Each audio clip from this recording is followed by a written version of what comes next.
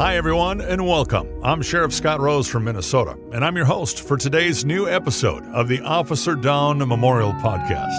Walking eastbound, walking eastbound. In each episode of the Officer Down Memorial Podcast, we'll share the details and the stories of how these men and women heroically lost their lives in the line of duty. Our mission is to help ensure their service and sacrifice is never forgotten. Thanks for spending some time with me today to remember and honor these fallen heroes.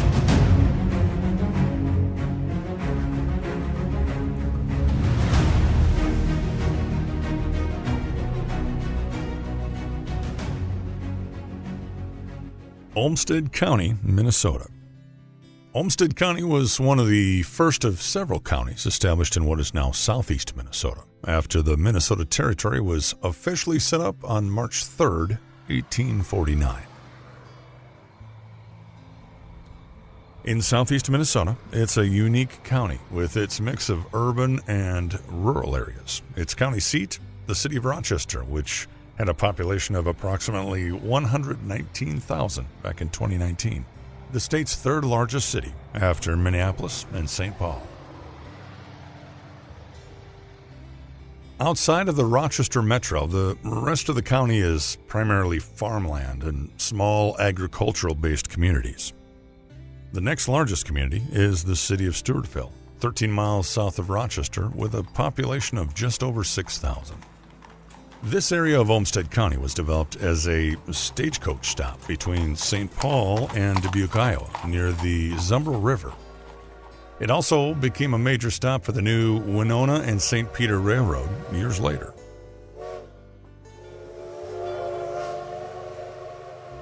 The community was founded by George Head and his wife Henrietta, who built a log cabin named Head's Tavern in 1854 and named the city after his hometown of Rochester, New York. In a land of 10,000 lakes, Rochester is also unique as it's one of only 4 counties in the state without a natural lake. This year, Jimmy Carter, the former governor of Georgia, beat President Gerald Ford to become our 39th president of the United States. I, Jimmy Carter, do solemnly swear. I, Jimmy Carter, do solemnly swear. That I will faithfully execute. That I will faithfully execute. The office of President of the United States. The office of President of the United States. And will, to the best of my ability. And will, to the best of my ability. Preserve, protect, and defend. Preserve, protect, and defend. The Constitution of the United States. The Constitution of the United States. So help me God. So help me God. Congratulations. Super Bowl 11 was held at the Rose Bowl in Pasadena, California this year. The Minnesota Vikings were beaten by the Oakland Raiders 32-14. The Vikings' 4th appearance and 4th Super Bowl loss. From the Rose Bowl Stadium in Pasadena, California, it is Super Bowl 11. This is Bill King with a welcome. Everything in the United States, everything really in a sports sense in the world, is zeroed in. Elvis Presley, the king of rock and roll, dies in his home this year in Graceland at the age of 42. 75,000 fans lined the streets of Memphis for his funeral, which occurred on August 18th. Elvis Presley died today. He was 42. Apparently it was a heart attack. He was found at his home in Memphis, not breathing. His road manager tried to revive him. He failed. A hospital tried to revive him. It failed. His doctor pronounced him dead at 3 o'clock this afternoon. The end at an early age of one of the 2 most spectacular careers in the history of American entertainment, the other being Frank Sinatra's. Presley was very nearly at the year was 1977. The U.S. was on the backside of a severe recession. It was a time of continued inflation and recession. We were in an emergency crisis here in the U.S. Gas prices were climbing, and the nation had an unemployment rate of around 9%. Rochester's population back then was around 58,000 people, nearly 2/3 of Olmsted County's population of 92,000. Charles R. Von Wald had been sheriff in Olmsted County since 1971. Bert Berge was one of the sheriff's patrol sergeants at the time. and he'd been a captain with the sheriff's department prior to that, so he had a lot of background, a lot of experience. He knew all of us very well. He was in charge from then on. He lived in the city. Chuck was a real good supervisor. He knew how, and he started bringing a lot of the modern technology in real quickly. The Rochester Police Department had nearly 100 sworn officers back then, led by longtime police chief James J. Mackin. Olmsted County had a staff of around a dozen deputies. I started, as I said, in 1967, and I think we had 14 or 15 deputies at that time. We wouldn't even have all-night coverage. Village of Sturtville and the village of Byron had their own police officers at that time. In 1977, when this incident took place, I think we were up probably about 22 or 23 deputies at the most, and we had 24-hour coverage. We worked 8-hour shifts, rotated around. Sometimes we had rotations, and we had other shifts that worked power shifts, certain hours when we had the biggest workload and so forth. County was responsible for a lot more area at that time. Rochester wasn't a very big geographically, in a sense. A lot of the streets where all the houses are and so forth now were just dirt streets or dirt roads at that time. The city dump was right on the north edge of town where there's one of the main streets now and so forth. Probably 2 officers patrolling the county and 1 person on the radio. It was a warm May in that spring of 1977. The average temperature that month was 80 degrees. Rochester was home to the Mayo Clinic and to IBM. That year, IBM Rochester became their headquarters for their hard disk development and manufacturing, with a workforce of nearly 6,000. Even then, IBM hosted just a fraction of the employees that worked at the Mayo Clinic system. If you lived in southeast Minnesota back then, you likely knew many people who worked at one or the other. Rochester was where many people worked, shopped, and frequented for its restaurants and its entertainment. In the 70s, the city of Rochester saw tremendous growth, which meant adding many new officers to their police department. One time, I think they added like 10 or 12 people on at one time in order to get more people, because all of a sudden the city was expanding and they didn't have enough people to cover. They hired a lot of people, about 70 or 72 in that area. They really started to grow, and the city started to grow then. And that's obviously when we started adding a few more people too. One of the deputies they added to patrol during that time was Deputy Jack Dean Werner.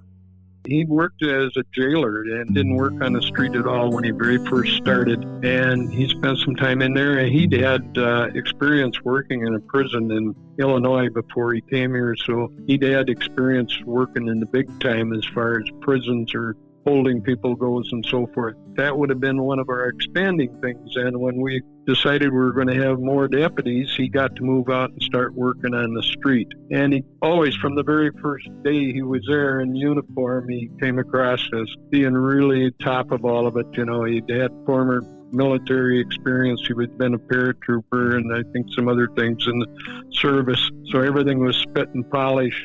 And his whole lifestyle was that way. He just went straight with everything. You could always rely on him. He was just a super personality, fit right into our department. Jack was born in 1943 in Tracy, Minnesota, to Earl Jack Bud Werner and his wife Viola. Life was busy for the Werner family with 2 young kids. Jack had served as a paratrooper and a ranger in the Vietnam War before he was hired by the Olmsted County Sheriff's Office. By 1977, he was a seasoned deputy, having been with Olmsted County for 5 years. His appointment to the Sheriff's Office fulfilled a lifelong ambition to become a law enforcement officer. Vicky, his wife of 12 years, told friends at one point that Jack accepted his work and the risks that came with it because he really liked his job. And because of this, she accepted his work and the risks too. When Jack wasn't working, he loved the outdoors. He loved archery and landscaping. They lived on Harbor Drive Southeast in Rochester in a modest, small home, their yard always meticulously gardened and landscaped.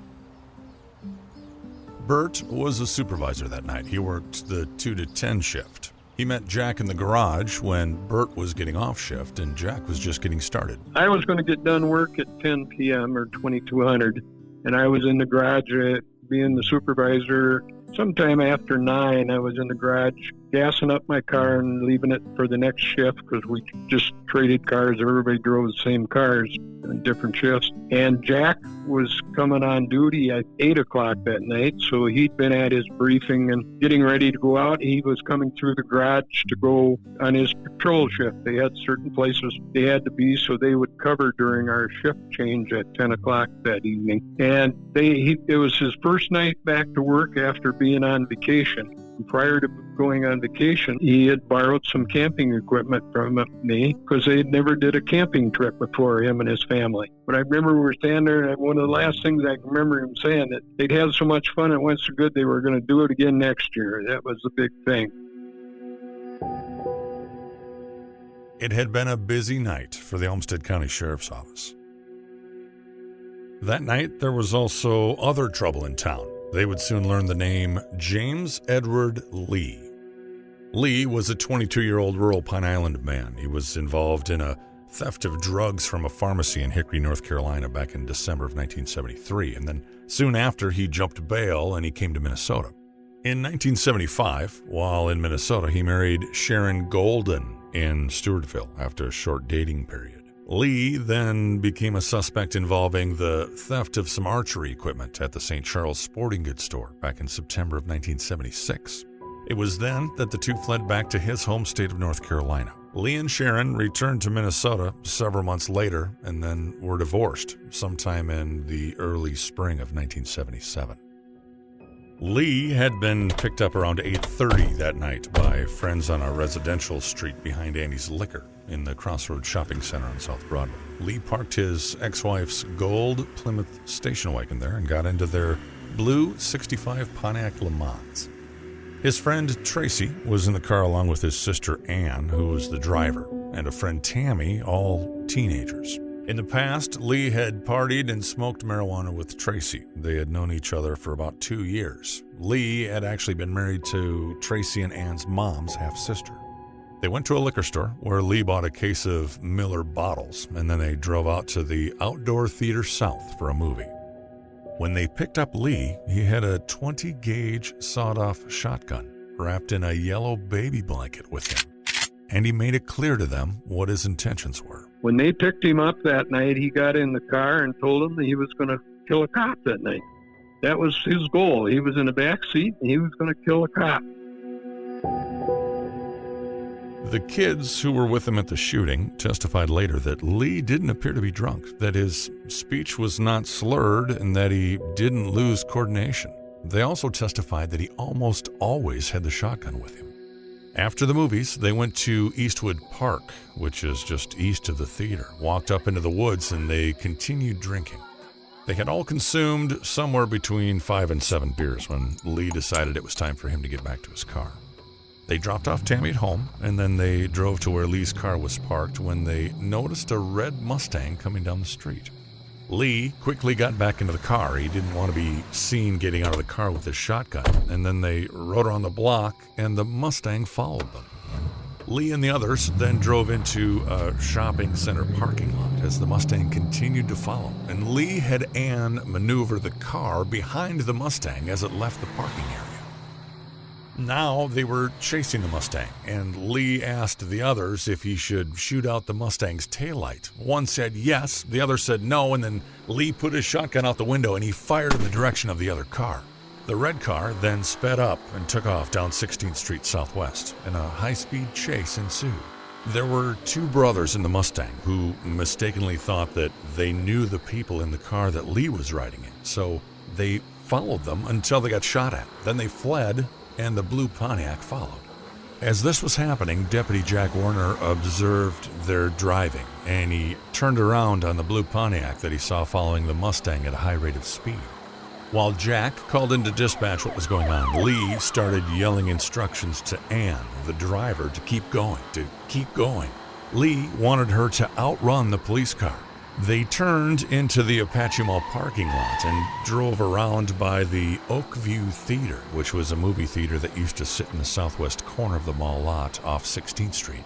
At one point by the south entrance of the mall, they ended up fishtailing. They spun the vehicle around and it stalled out. Now they were facing Jack's squad car.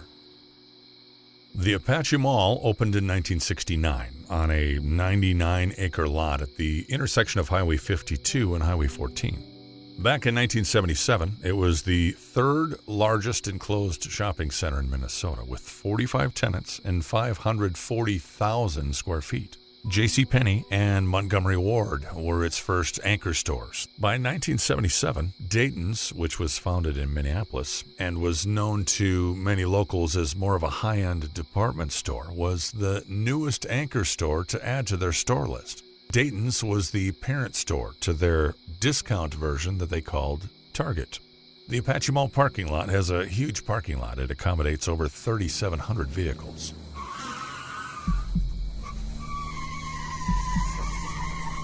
Jack quickly drove up and positioned his squad car in front of their car, about 3 feet away. Lee was yelling at Ann to ram him, but she was unable to do so because the car's motor was still dead. After stopping his squad car right in front of their car facing it, Jack got out of his squad. He crossed between the two vehicles and he walked towards the driver's window where Ann was sitting. Lee was sitting behind her, waiting. As Jack walked towards the driver's door, Lee started to get out of the car and said, "I've got to kill him. I've got to kill him." He then fired the shotgun twice. Jack was struck twice by the shotgun blasts. One entered his front lower right side, and the second entered his body at an upward angle through his left side, slightly on his back. As Jack was going down, he was able to draw his Smith & Wesson 19. It was his duty weapon. It was a .357, and he fired one shot, striking their car in the front driver's side fender. The second shotgun blast struck Jack in the chest, and doctors said it likely killed him almost instantly. A Minnesota state trooper who was in the area looking for a stolen vehicle saw it all happen. Lyle Loading, a state trooper, heard what was going on. He pulled in to back up the officer. As he pulled in the driveway, he saw Lee shoot Jack. He saw Jack go down, and he saw Jack crouching and shoot a bullet at the car. When the trooper drove around and got to the south entrance of the mall, he testified that he saw the blue Pontiac facing west at the intersection. Approximately 30 feet southeast of the vehicle, he said he saw someone laying on the ground. He said there was a young girl standing outside screaming, and a county squad car with lights on that was pulling away from the scene. When the trooper got out to check on the body on the ground, that's when he realized it was Deputy Jack Werner from the Olmsted County Sheriff's Office. He called it in to dispatch, and then he stayed and provided care until help came. Jack's squad car was found abandoned. It was still running. It had flat front tires. The windshield wipers were still running, and Lee had escaped. He got in the squad and took off, and he went around the curve there in the mall. He went behind where McDonald's is now. That was a different McDonald's at that time, and there was a street going behind it, and drove it into the creek. And we figured then, putting things together, piecing and stuff afterwards, that he waded across the river there and got over on the bank on the other side. Bert had gotten home after his 2 to 10 shift, and he was winding down for the night when he got a call around midnight about the shooting, and he was called back in to help. By the time I got to the office, and I lived 5 minutes away from the courthouse at that time, by the time I got there, then they informed me that he'd been shot and killed. We didn't know that when I got the original phone call, and that they were looking for kids in this car, which was the wrong information at that point. We didn't know any different, and they hadn't learned from the people that were driving the car that he was in. Hadn't learned anything from them yet. It was too early in the investigation. Everything was completely chaos right then, obviously. Now, remember, this was 1977. There were no computers in the squads. There were no cell phones. Communication was limited to what they could air on the radio. And Bert and Detective Fisher believed the shooting suspect was likely part of the crew that was causing trouble earlier that evening. So they started searching for him. Detective Fisher and I wound up following her taking information and going over into Dodge County and stopping a car and checking it out and so forth, thinking that was the people that had did this, because we thought it was the group that had been causing all the problems prior to the end of our shift. Then in the meantime, after this incident took place, Lee was in a car with two people. They stayed at the scene when he stole the squad car and left the scene. And they told the officers at the scene then who it was and so forth. So then we got notified that, no, that's not the people we need, that the ones we had laying down face down in the highway over north of Manorville, that let them go. They didn't do anything. It was chaotic. This agency had never lost an officer before. This kind of thing just didn't happen in small county agencies in Minnesota. When they finally got the correct information relayed to them from the kids at the scene, they identified Lee as the shooter. Officers discovered that his car was now gone from where it was parked by Andy's Liquor, and the kids told the deputies that he was staying at a rented farmhouse in Goodhue County with his ex-wife. They knew he'd been working on a farm up in Goodhue County. That's how we found out about the place. And then we started looking in Goodhue County to see if he went home. Detective Fisher and I were the first car following Goodhue County cars. We met in Pine Island, and they're taking us because they know the landlord where these farms are that rent farmsteads for hired men. And they're taking us to this place, and I had to guess there was 2, 3, maybe 5 cars behind us. I mean, it was a lot of people. Everybody from different agencies are along helping us at that point. We went to a farm and rousted out people in there, got them out of bed and stuff, held them at gunpoint while we were searching the house and so forth. And we got about halfway through the search thing, couldn't find the guy we were looking for, and somewhere along the line they informed us we were at the wrong farm. Evidently, the farmer in question had 2 properties for hired hands. They then all responded to the next farm site. When they got to the second farm, they could see the gold Plymouth station wagon that the kids had told them Lee was driving. It was parked in the front yard. They knew they were at the right farm now.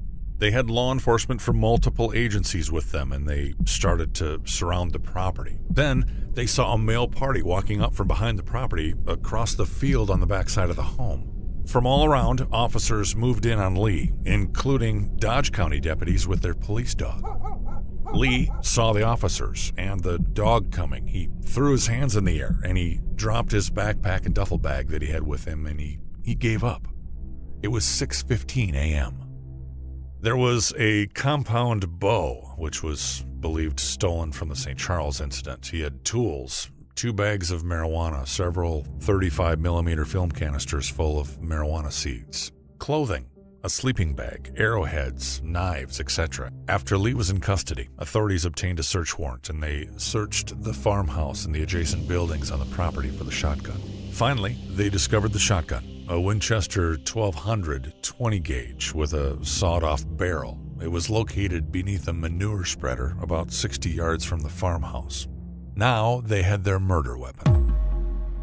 After they transported Lee back to the jail in Rochester, and they sat him down in the interview room at the LEC, it was around 7 a.m.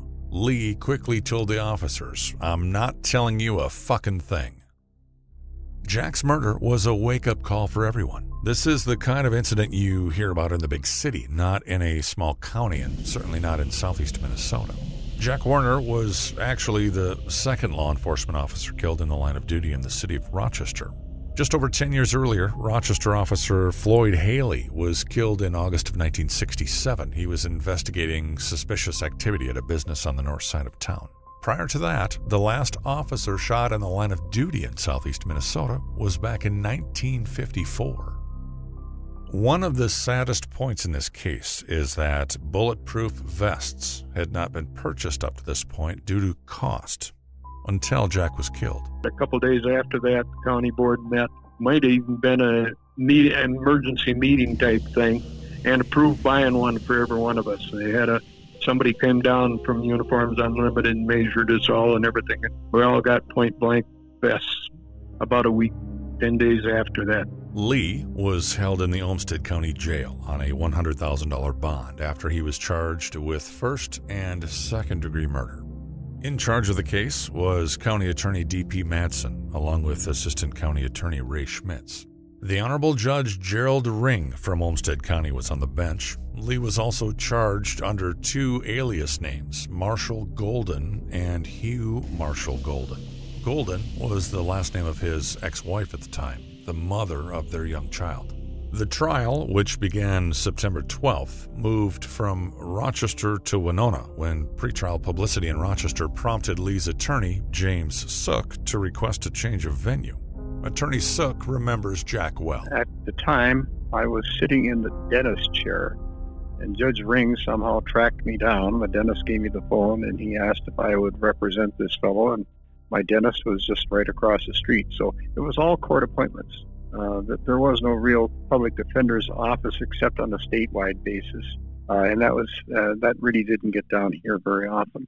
So it was pretty much that was the trial training for most of the young lawyers in Rochester. Early on, I don't recall, there became a conversation about these. Not obviously, us guys were concerned about the defense attorneys. This guy is dead, right? We know what he did and everything. And I can remember on a break, Jim and whoever his second chair was, we were talking, and he explained it to me and a couple other guys that were standing there. He says, my concern about this, he says, first off, he was worried about he was going to hurt his reputation, that all the cops would be against him in the first court. He told us that. He was worried about doing this, and he didn't. I think at that time, judges assigned them guys because we didn't have public defenders, you know. And Jim said, my goal is to make sure that there's nothing done wrong in this trial, so they have to do a retrial or that anything can happen.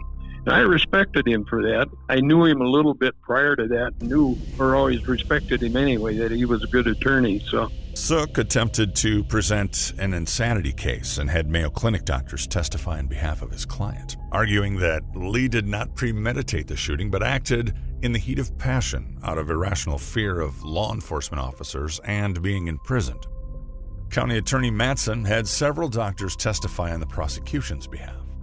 They testified that Lee had an inadequate personality with schizoid and paranoid trends, but argued that he was not psychotic and possessed the ability to make decisions, like when he said twice before the shooting, "I gotta kill him. I gotta kill him." They explained that individuals with such personality disorders are still able to distinguish right and wrong. During the trial, the state trooper testified that he saw Lee with the shotgun. During the trial, and the county attorney's asking him questions, he's asking him about the shooting, and he says, I saw him, he had pointing the gun at him, and fired, and he ejected a shell and pumped it and fired a second time. Well, every time during the trial when they'd come up with that gun to show it for evidence, you know, and had different people testifying it and stuff, Dwayne Madsen was a county attorney. He'd refuse. He wouldn't even pick the gun up off the table. He'd make whoever was testifying pick it up. He was scared to death of it. During his closing argument, he's talking about this guy got out of the back of the car. He laid his gun across the hood and he fired it. Then he pumped it like this and he ejected it, and he pumped it like this and fired again. And he used that gun like he'd been an old-time veteran with it. The most impressive thing I've ever seen an attorney do in my life. Oh, man. And I've never forgot that. After over 8 hours of deliberation, the Winona County jury found Lee guilty of first-degree murder. Immediately after receiving the verdict, Olmsted County Judge O. Russell Olson imposed the state's first-degree murder sentence of life in prison. Under state law at that time, with time off for good behavior, Lee would be eligible for parole in 25 years. That night, he was transported to the Olmsted County Jail, and then the next morning, transported to the Minnesota State Prison in Stillwater. We brought him back from Winona that night, put him in jail, obviously. It got to be, I suppose, midnight or so, but the next morning, they didn't waste any time. The next morning, I'm guessing 7:30, 8 o'clock, they're putting him in the car, taking him to Stillwater. And I lived just a few blocks down from the courthouse, so they had to go right by my house in order to go to the cities. And Vicki was at my house having coffee with my wife and I always had a scanner going. We heard them say they were in service, leaving the garage en route to Stillwater. We went out on the sidewalk so she could watch them go by, and she stood there and gave them the finger when they set at the red light at the stop sign, waiting to go. I'll never forget how happy she was giving him the finger. Lee would kill another man a few years later in prison. And prison is where he would spend the rest of his life. Deputy Jack Werner was 33 years old when he was murdered, and he left behind Vicki, his wife, and his two beautiful daughters, 7-year-old Tracy and 18-month-old Wendy. Jack's funeral was held on a cloudy, drizzly Friday afternoon, May 20th, 3 days after his murder. Nearly 700 officers from all 87 Minnesota counties, plus state patrol and departments from northern Iowa and western Wisconsin, filled Redeemer Lutheran Church in southeast Rochester to pay their respects to this hero. The funeral was led by Reverend Roger Polanski. It was also attended by Attorney General Warren Spanis and the Minnesota FBI Chief John Otto. The Rochester Post-Bulletin reported that nearly 3 blocks in every direction outside the church, all you could see were squad cars, side by side, from every type of agency lining the roads. When the service ended, the flag-draped coffin with a bouquet of white mums and yellow roses was carried outside by 6 pallbearers, all deputies who served with Jack. Outside, more than 100 officers, including nearly the entire Olmsted County Sheriff's Office and Rochester Police Department, formed an honor guard and saluted as the coffin passed. Tears mixed with rain rolled down the cheeks of many of the officers standing at attention. The funeral procession stretched nearly 2 miles to the cemetery, where a brief service was followed by a 7-man VFW honor guard firing a 3-volley rifle salute, while a lone bugler played taps. The U.S. flag from the coffin was presented to Vicki on behalf of the veterans of foreign wars. Men and women who dedicate their life to service, like Jack Werner, don't sign up for the military or for law enforcement for the money. Most have to take on all the overtime they can get or part-time jobs just to make ends meet and keep the lights on. They certainly don't do it for the great hours or for the weekends off. These heroes miss holidays, birthdays, anniversaries, their kids' ball games, band concerts, and other special events. Why do these men and women take on this monumental calling? Because they care.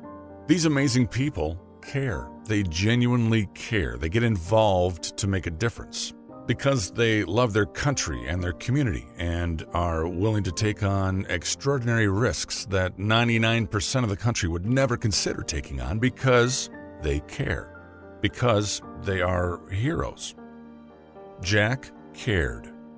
A lesson he learned from his parents, Earl and Viola, who, in spite of losing their son in such a senseless and violent way, said they felt sorry for the man who killed Jack too.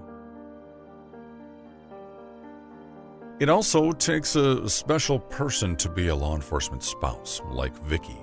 They sacrifice so much for their community, watching their officer walk out the door for every shift, day and night, not knowing if they'll ever come back, always putting others first. Like Vicki requesting all memorials to go to the Minnesota Law Enforcement Memorial Association, which is the state organization that helps fallen officers and their families, because that's what Jack would have wanted, even though it was unclear how she would take care of the kids with Jack gone. Sheriff Von Wald said he was one of the best deputies in the department, polite and courteous, the kind you never get a complaint about. Olmsted County Sergeant Gerald Hansen said he was an outstanding professional, the kind of guy who other officers would turn to with their problems, both on or off duty. Even after all these years, Attorney Sook remembers Jack well. You know, if you have any kind of a military background, you go back far enough, there was a word. It was STRAC, S-T-R-A-C. means a well-organized, well-turned-out soldier, pressed uniform, polished brass, shine boots. Somebody who could be depended upon for good performance in any circumstance. And I always, plus the fact he had a soldierly look to him. He had a short crew cut. He was always immaculately turned out. He was extremely courteous. He was just a really good man. Jack Werner loved his country, and he loved his county, and he served both proudly. He gave his life trying to keep his community safe. Jack is remembered each year in Washington, D.C., in St. Paul, and in Rochester at their respective law enforcement memorial programs. His picture is displayed in the annex of the Olmsted County Sheriff's Office in Rochester, Minnesota. Our mission in telling stories like the Jack Werner story is to ensure the service and sacrifice of heroes like Deputy Werner are never forgotten, and also to remember and honor the sacrifices made by their family and friends left behind. Walking eastbound. Thank you for spending the time to listen, learn about, and honor the memory of this fallen hero. Make sure you take the time to thank your local law enforcement for their service and their sacrifice. And don't forget to thank their families too. They also sacrifice so much for our safety. It's up to us to help ensure the sacrifices made by these fallen heroes and by their families are never forgotten. So please share this podcast with family and friends. Until next time, this is the Officer Down Memorial Podcast. I'm Scott Rose. Thanks for listening. A Huda Media Production.